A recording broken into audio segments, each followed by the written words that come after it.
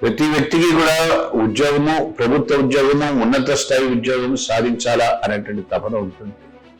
ఎందుకంటే మన విద్య యొక్క పరమోన్నత ఉద్దేశం ఏమిటి అని అంటే సమాజంలో ఉన్నత స్థాయిలోకి రావడమే మన ఉద్దేశం. అది అటు స్టేట్ సర్వీస్ కావచ్చు, అటు యూపీఎస్సీ కావచ్చు, లేదా ఇటు స్టేట్ సర్వీసెస్ కావచ్చు. అందరికీ ఆశ ఉంటుంది ఉద్యోగం సాధించాలని, కానీ కొంతమందే సాధించగలుగుతారు. ఈ కొంతమంది ఎందుకు సాధించగలుగుతారు, మిగతా మంది ఎందుకు సాధించలేకపోతున్నారు అంటే 90% మందికి ఆశలు ఉంటాయో కానీ శ్రమ చేసేటువంటి ఓపిక, శ్రమ చేసేటువంటి దానికి సంసిద్ధత ఉండవు. వాళ్ళకి కేవలం ఆలోచనలే ఉంటాయి, వాళ్ళు ఊహాలోకంలోనే ఉంటారు.